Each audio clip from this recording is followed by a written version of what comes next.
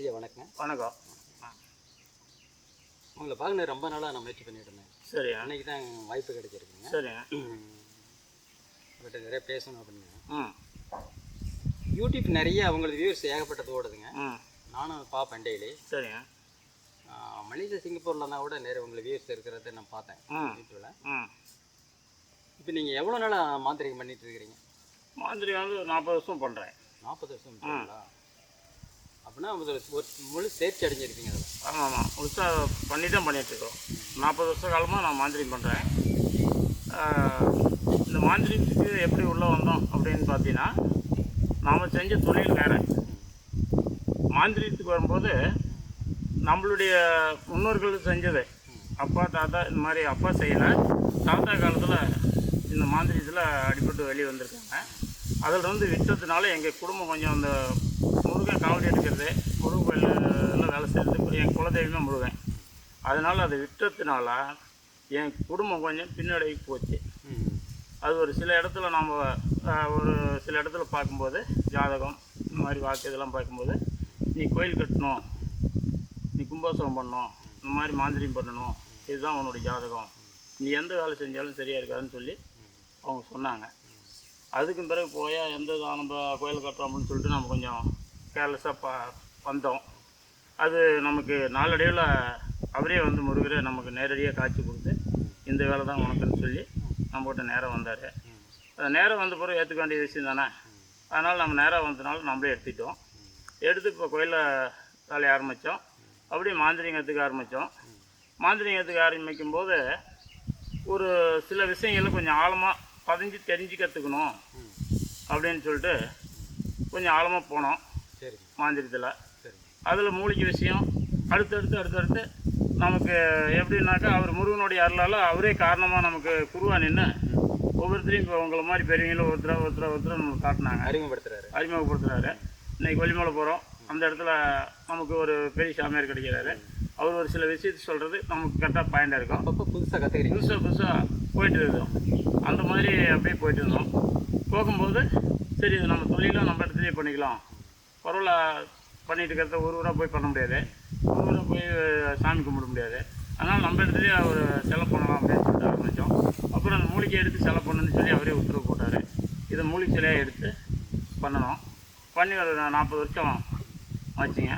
கோயில் கட்டணத்தை வந்து நான் மாந்திரிகம் பண்ணி இந்த இடத்துல உட்காந்து நம்மளே செய்யலாம் நம்ம தொழிலாக. இந்த தொழில் பண்ணிவிட்டு வேறு தொழிலுக்கு போக முடியாது அப்படின்றதுனால ஒரு கோயிலை கட்டி விட்டு நம்ம வேறு வேலைக்கு போக முடியாது. கோயிலுக்கு சம்மந்தமான வேலைகளை ஒரு பரிகாரம் பூஜை அது மாதிரி பண்ணலான்னு சொல்லிட்டு பண்ணேன். அது பண்ணும்போது இப்போ மாந்திரிகம் நல்லா போயிட்டுருக்குது. நல்லா போகுதுங்க, நான் பார்த்தேங்க. இப்போ வந்து எனக்கு ஒரு என்ன கேள்வி அப்படின்னா, இப்போ இந்த ஜோதிடம், இந்த மாந்திரிகம், இந்த பூஜை புனஸ்காரம் இப்படின்னு சொல்லும்போது அவங்க ஒரு குருமார்களை பின்பற்றி வருவாங்க. அவங்களுக்கு ஒரு குரு இருப்பாங்க, அவங்க அடிப்படையில் குருகுல மாதிரி வருவாங்க. அப்படி உங்களுக்கு யாராவது குருன்னு இருக்கிறாங்களா? குரு வந்து எனக்கு முருகனே தான் குரு. முருகனே தான் குரு. ஆமாம், இவர் அடிப்படையில் தான் நீங்கள் வந்து இவர் அடிப்படையில் தான் வந்துட்டு அப்படிங்க. கிட்டத்தட்ட நீங்கள் ஒரு சுயம்பு மாதிரி. சுயம்பு தான். நம்ம வந்து ஒருத்தர்கிட்ட போய் நான் ஒரு நாள் கூட கற்றுக்கல. நான் வந்து இயற்கையாகவே நமக்கு எல்லாம் கிடைச்சது, இயற்கையாகவே நான் செஞ்சிட்ருக்கேன். அதனால தான் நான் வந்து இப்பயுமே மாந்திரிகம் பண்ணால் ஒருத்தர் என்ன பண்ணுறாங்கன்னா, இப்போ யூடியூப் திறந்தீங்கன்னா லட்சக்கணக்கான பேர் வராங்க. நான் மாந்திரிகம் பண்ணுறேன், நான் பூஜை பண்ணுறேன், நான் அதை பண்ணுறேன் இதை பண்ணுறேன், காளி மந்திரம் பண்ணுறேன், பேய் மந்திரம் பண்ணுறேன், ஏதோ பண்ணுறேன்றாங்க. ஆனால் நான் அந்த மாதிரிலாம் யார்கிட்டையும் சொல்லலை. சரியா? கோயிலுன்றது ஒரு தெய்வம், ஒரு கஷ்டத்தை தீர்க்கறதுக்கு தான். ஒரு கஷ்டம், ஒரு மனிதனுக்கு கஷ்டம் வராமல் இருக்காது, ஏற்றுத்தாழ்வு வராமல் இருக்காது. அதனால் ஒரு மனிதனுக்கு எதிரி இல்லாமல் இருக்க மாட்டான் எங்கேயுமே. ஒருத்தருக்கு ஒருத்தர் எனக்கு ஒரு எதிரிப்பாங்க, அதே மாதிரி உனக்கு ஒரு எதிரிப்பாங்க. அந்த எதிரிகள் வந்து எக்காந்து கொண்டும் உலகத்தில் எல்லாத்துக்கும் எதிரி இருப்பாங்க. அதுதான் பொறாமை. ஆமன்றது தான் நமக்கு பொறாமை. ஆமாம், பொறாமை. அந்த பொறாமை இருக்கும் உலகத்தில். அதற்காக ஒரு மாந்திரிவாதிகிட்ட போய் ஒரு பொருள் வாங்கிட்டு வந்து வைக்கிறது, அதை ஒரு கெடுக்கிற மாதிரி பண்ணுறது, இந்த தீசத்திலாம் பண்ணக்கூடிய சூழல் நிறைய உலகத்தில் பரவி வந்துட்டுருக்குது. பண்ணால் அந்த மாதிரி மந்திரம் நிறைய பரவி வந்துட்டுருக்குது. அந்த சூழலை நம்ம என்ன பண்ணுறோம்னா, அதை ஏமாற்றாத மக்களை நிறைய ஏமாந்துடுறாங்க. இப்போ நீ பண்ணுறேன்னு சொல்கிறேன், வந்துட்டு வந்துடுறது, காசு வாங்கிட்டு அப்போ சரியா ஏமாற்று தருவழி நிறைய இருக்கிறாங்க. நிறைய இருக்காங்க. மாந்திரீகத்தை வந்து ஒரு காரணம் வச்சு மாந்திரீகத்தை காரணமாக வச்சு நிறைய பேர் வந்து ஏமாற்றம் பண்ணுறாங்க. அது மார்க்கெட்டிங் பண்ணுற மாதிரி அது தொழில் அப்படின்ற மாதிரி வந்துட்டாங்க. இது தொழில் அல்ல, இது இறைவனுடைய அருள். இறைவனோட கண்டிப்பாக அருள். இது ஒரு சேவை மாதிரி. சேவை. அதுக்கு சேவைனா பிரியா பண்ணுறது அப்படின்னு சொல்லலாம். நம்ம மூலப்பொருள் நம்ம வாங்குகிறோம், அதை கூட கோயில் இருக்குது, இறைவனுக்கு வேண்டியதெல்லாம் பண்ணணும். ஆமாம், அவருக்கு அன்னதானம். இன்னைக்கு ஃபுல்லாக அபிஷேகம் பண்ணுறேன், இன்னைக்கு நைட்டு ஹோமம் பண்ணுறோம். அமாவாசைக்கு முதல் நாள் 40 வருஷமாக தொடர்ந்து ஒரு 4 நிற்காமல் ஹோமம் பண்ணுறோம். வெள்ளி திங்கள் அமாவாசையில் எவ்வளோ பேர் வந்தாலும் அன்னதானம் ஃப்ரீயாக பண்ணுறோம். நம்ம யார்கிட்டையும் ஒரு பைசா வாங்கலாம். அவங்களாம் பார்த்து 150 200 கொடுத்தா வாங்கிக்கிறோம், கொடுக்கலாம் ஃப்ரீயாக தான் பண்ணுறோம். இதுக்கெல்லாம் வந்து நம்ம தொழிலில் பண்ணால் தான் அதை எடுத்து நான் தொழில் பண்ணிவிட்டு கோயிலில் வளர்ப்பு பண்ண முடியும்.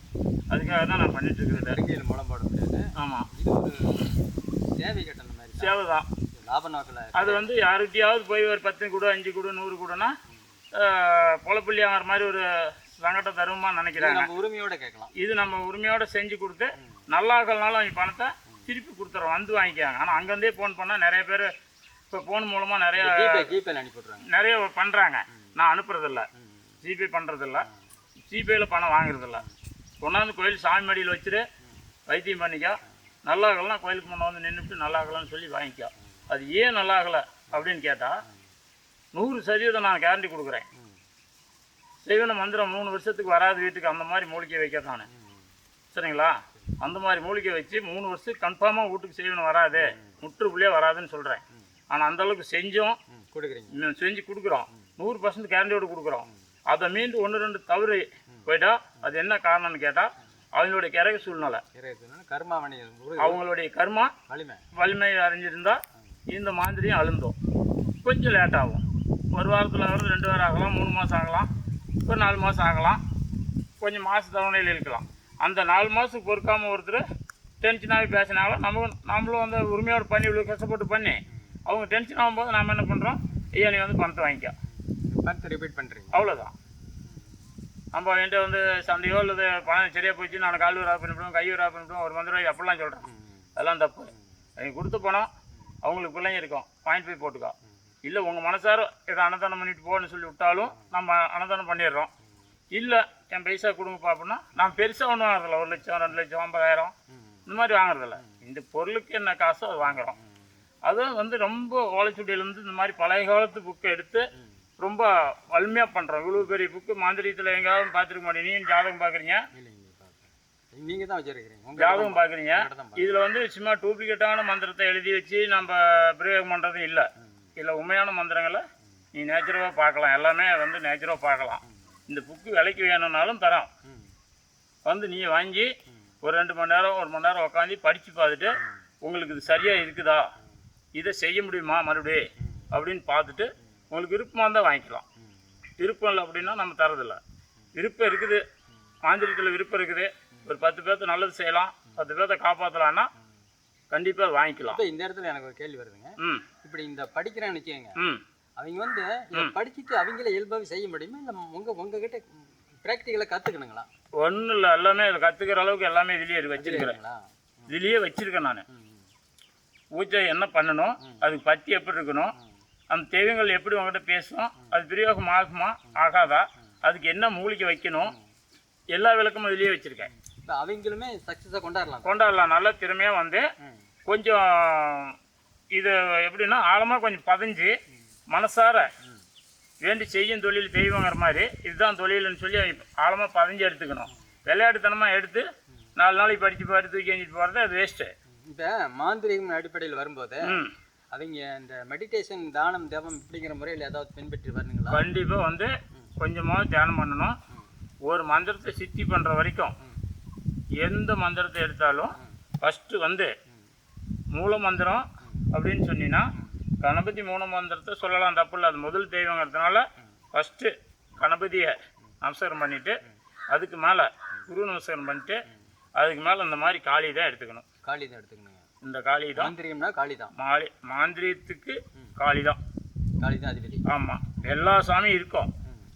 ஆனால் மாந்திரிகம் கருப்பு சாமி இருக்கும், பெரியாண்டிச்சு இருக்கும், முருக எந்திரம் இருக்கும், அனைத்து எந்திரங்களும் இருக்கும். பூரா எந்திரமெல்லாம் ஃபுல்லாகவே இருக்கும். எல்லா சாமி மேலேயும் எந்திரம் இருக்கும். எல்லா சாமி அடியிலையும் எந்திரம் வச்சுருக்கிறோம். அது தப்புலாம் கிடையாது. மாந்திரியம் தப்புன்னு சொல்கிறான், தப்பு கிடையாது. இந்த சிலை வைக்கிறோம்னா ஒரு பெரிய ஆலயம் இருக்குதுன்னா அந்த ஆலயத்தில் சிலை அடியில் தகுடு இருக்கும். எந்திர தகுடு கண்டிப்பாக இருக்கும். அது எங்கேருந்து வந்துச்சு? மாந்திரியத்துலேருந்து தான் வந்துச்சு. அப்போ அது எப்படி தப்பாகி போயிடும்? அப்போ கோயில் வச்சிருக்கிறது தப்புன்னு எல்லாம் சொல்லணும். மாந்திரியம் பண்ணுறது தப்புன்றான்.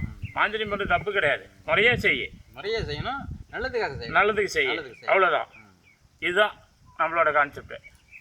இப்போ நீங்கள் சொல்கிறத வச்சு பார்க்கும்போது நீங்கள் குருமார் பற்றி கேட்டேன். முருகன் தான் குருங்கிறீங்க.